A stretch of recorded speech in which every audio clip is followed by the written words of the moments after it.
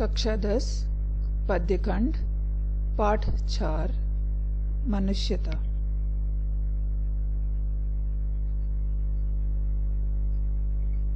कवि का परिचय। राष्ट्रकवि मैथिली शरण गुप्त का जन्म सन 1886 में झांसी के करीब चिरगांव में हुआ।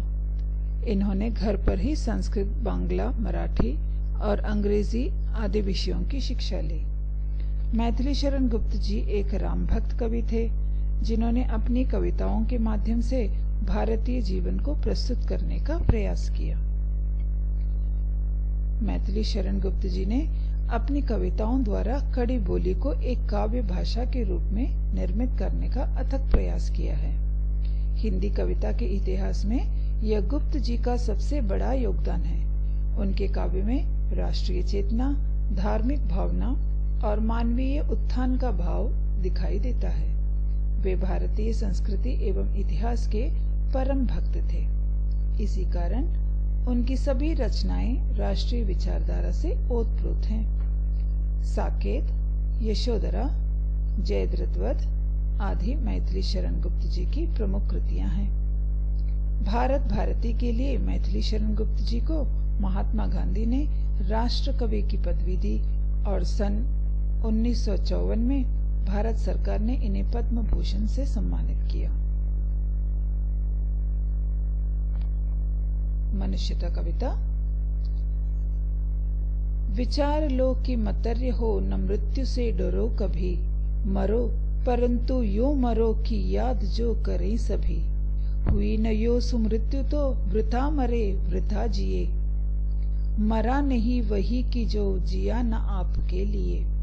वही पशु प्रवृत्ति है कि आप ही चरे, वही मनुष्य है कि जो मनुष्य के लिए मरे। इन पंक्तियों में कवि मैथिली शरण गुप्त जी ने हमें मनुष्यता के लक्षणों से अवगत कराया है। साथ ही उन्होंने हमें इस सत्य से भी अवगत कराया है कि मनुष्य अमर नहीं है, यानी हर मनुष्य को मृत्यु आती है। मनुष्य मरणशील है। इस बात को हमें स्वीकार करना चाहिए, तभी हमारे अंदर से मृत्यु का भय दूर होगा। यानी हमें अपने मन को समझा देना चाहिए कि हर मनुष्य को मृत्यु जरूर आएगी। अगर हम वो समझ जाएंगे तो हमारे मन से मृत्यु का भय जो है दूर हो जाएगा। कवि के अनुसार मनुष्य कहलाने का अधिकार उसी को है जो दूसरे के हित तथा दूसरों की खुशी के लिए जीता और मरता है। ऐसे मनुष्य को मृत्यु के बाद भी उसके अच्छे कर्मों के लिए युगों युगों तक याद किया जाता है। इस प्रकार परोपकारी मनुष्य मरकर भी दुनिया में अमर हो जाता है, जबकि स्वार्थी मनुष्य केवल अपना भला व स्वार्थ सोचते हैं और खुद के लिए जीते हैं। ऐसे लोगों के मर जाने पर उन्हें कोई याद नहीं करता। कवि के अनुसार ऐसे मनुष्यों एवं पशुओं में कोई अंतर नहीं होता, क्योंकि पशु भी दूसरों के बारे में सोचे बिना केवल अपने हित के बारे में सोचते हैं और वैसे ही जीवन यापन करते हैं। तो कवि यहाँ कहते हैं कि हमें हमेशा दूसरों के लिए जीना चाहिए, दूसरों की खुशी के लिए जीना चाहिए। वही मनुष्य होता है जो दूसरों के लिए जीता है। उसी उधार की कथा सरस्वती भकानती, उसी उधार से धरा कृतार्थ भाव मानती। उसी उधार की सदा सजीव कीर्ति कूचती, तथा उसी उदार को समस्त सृष्टि पूजती।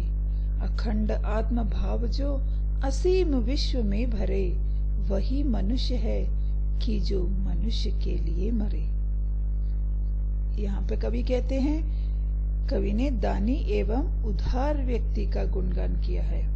मैथिली शरण गुप्त जी के अनुसार जो मनुष्य दानी एवं उदार होते हैं और इस विश्व में एकता तथा अखंडता का भाव फैलाते हैं, उन्हें सदैव याद किया जाता है एवं उनका गुणगान किया जाता है।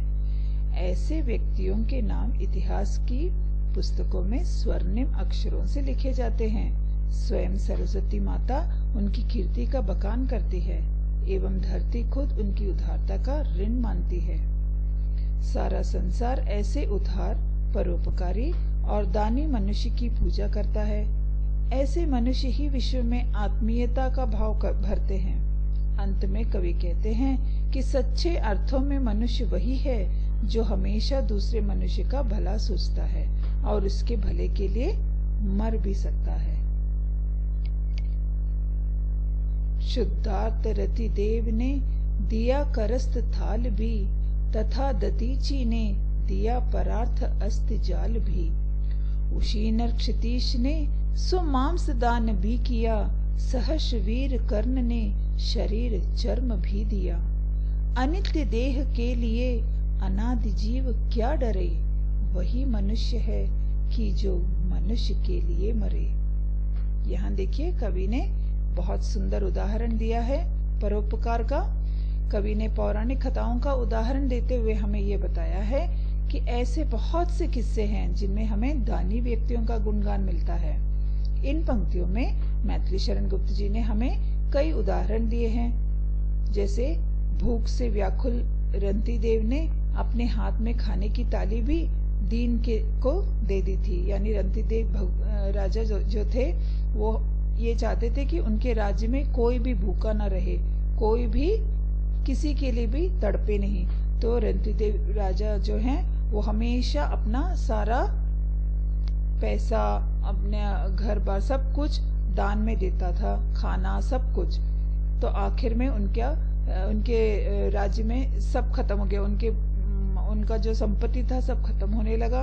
और वो आखिर जब खाना खा रहे थे तो एक भूखा आके उनसे कहता है कि वो भूखा है।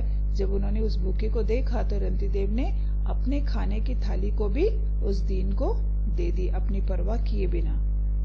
वहीं दतीची ऋषि ने असुरों से रक्षा के लिए देवताओं को अपनी हड्डियां दान कर दी थी। दतीची ऋषि जो हैं वो असुरों से देवगणों को बचाने के लिए दतीची ऋषि ने अपने हड्डियां दान में देती थी। क्यों? क्योंकि महर्षि दतीची की हड्डियां से ही देवताओं ने वज्र यानी एक प्रकार का दैवीय अस्त्र होता है वो बनाकर असुरों का संहार किया था। फिर एक कबूतर की रक्षा करने के लिए गांधार देश के राजा ने अपने शरीर का मांस काटकर दान में दे दिया था। वो कबूतर को जब चील खाने के लिए आया था तो उन्होंने कबूतर को बचाने के लिए राजा ने अपना मांस लेकर उस चील को दे दिया था और कहा कि वो मांस खाकर खुश हो जाए, लेकिन कबूतर को कुछ न करे। यहाँ तक कि दान मांगे जाने पर वीर कर्ण ने अपने शरीर से लगे हुए रक्षा कवच तक को दान कर दिया था।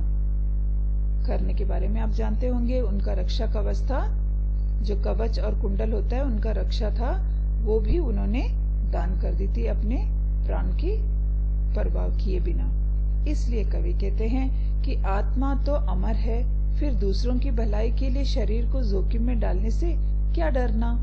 अपने जीवन का उपयोग दूसरे मनुष्यों के अच्छे के लिए करने पर ही हम मनुष्य कहलाने के लायक हैं। सहानुभूति चाहिए, महाविभूति है यही, वशीकृति सदैव है बनी हुई स्वयं मही। विरुद्धवाद बुद्ध का दया प्रवाह में बहा, विनीत लोग वर्ग क्या न सामने झुका रहा। आहा वही उदार है परोपकार जो करे, वही मनुष्य है कि जो मनुष्य के लिए मरे। देखिए यहाँ पे कवि ने बुद्ध जी का उदाहरण दिया है। कवि ने सहानुभूति, करुणा, उपकार की भावना को मानव का सबसे बड़ा धन बताया है। जिस व्यक्ति में उपकार करने की भावना होती है वही धनवान कहलाने योग्य है, और ऐसे धनवान व्यक्ति तो स्वयं ईश्वर को भी अपने वश में कर सकते हैं। यही कारण है कि भगवान बुद्ध ने जन कल्याण के लिए सामाजिक रूढ़िवाद का विरोध किया और दया को ही मनुष्य का असली आभूषण बताया। इसी वजह से लोग आज भी उन्हें पूछते हैं।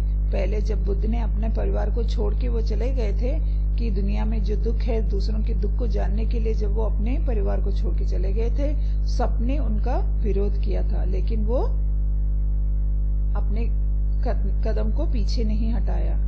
तो उसका क्या परिणाम हुआ? सब बुद्ध को आज भी पूछते हैं, उनकी परोपकार की भावना को आज भी पूछते हैं। रहो न भूल के कभी मधांत तुच्छ वित्त में, सनात जान आपको करो न गर्व चित्त में। अनाथ कौन है यहाँ, त्रिलोकनाथ साथ हैं, दयालु दीन बंधु के बड़े विशाल हाथ हैं। अतीव भाग्यहीन हैं, अधीर भाव जो करे, वही मनुष्य है कि जो मनुष्य के लिए मरे। यहाँ कवि ने हमें घमंड एवं अहंकार जैसी बुरी भावनाओं से दूर रहने के लिए कहा है। उनके अनुसार इस संसार में कोई भी अकेला या अनाथ नहीं है। हर पल तीनों लोकों के स्वामी स्वयं हम सभी के साथ है, यानी ईश्वर सबके साथ है। कवि हमें कहते हैं कि कभी भी अपने यश, धन दौलत इत्यादि पर घमंड नहीं करना चाहिए और दूसरों को उपेक्षा की नजर से नहीं देखना चाहिए। ईश्वर की नजर में हम सब एक समान हैं।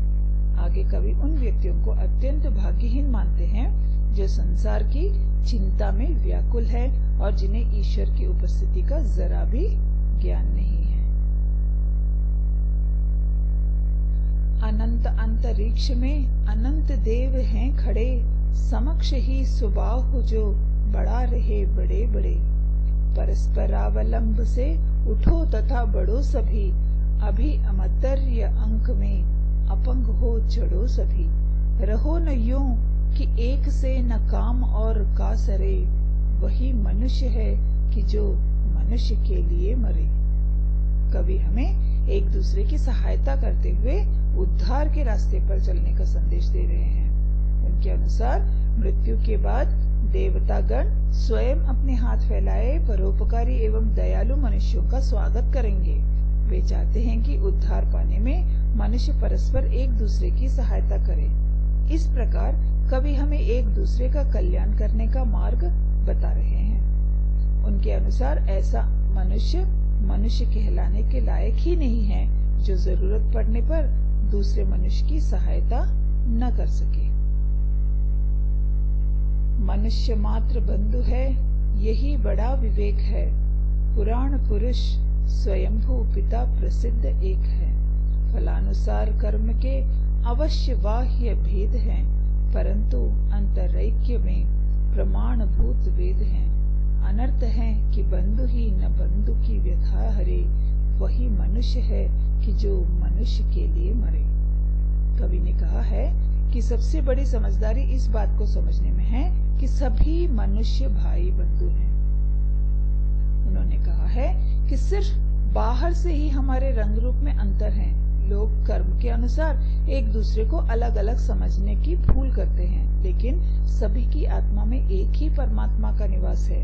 हम सभी परमेश्वर को पूज्य पिता के समान मानते हैं। फिर कवि कहते हैं कि ऐसे भाई के होने का फायदा ही क्या जो जरूरत पड़ने पर दूसरे भाई की सहायता न करे, यानी एक बंधु दूसरे बंधु की सहायता न करे। क्योंकि हम दुनिया में सभी संसार के सभी लोग भाई बंधु हैं, तो एक मनुष्य दूसरे मनुष्य की सहायता क्यों नहीं करता है? कवि चाहते हैं, कवि पूछते हैं कि ऐसे मनुष्य की क्या फायदा जो दूसरे मनुष्य की सहायता न कर सके। चलो अभीष्ट मार्ग में सहर्ष खेलते हुए, विपत्ति विघ्न जो पड़े उन्हें ढकेलते हुए। घटे न हेल मेल हाँ, बढ़े न भिन्नता कभी, अतर्क एक पथ के सतर्क पथ हो सभी। तभी समर्थ भाव हैं कि तारता हुआ तरे, वही मनुष्य है कि जो मनुष्य के लिए मरे। कभी हमें अपने लक्ष्य के मार्ग पर बिना रुके निरंतर चलते रहने का उपदेश दे रहे हैं। कवि कहते हैं कि रास्ते में जितनी भी बाधाएं आए उन्हें साहस पूर्वक पार करके हमें आगे बढ़ते ही रहना चाहिए, परंतु हमें ऐसा करते हुए आपसी भेदभाव को कभी भी बढ़ने नहीं देना चाहिए। यानी हम बड़े हैं, हमें पहले पहुंचना, ऐसे भेदभाव नहीं होना चाहिए और आपसी भाईचारे को कम भी नहीं होने देना चाहिए।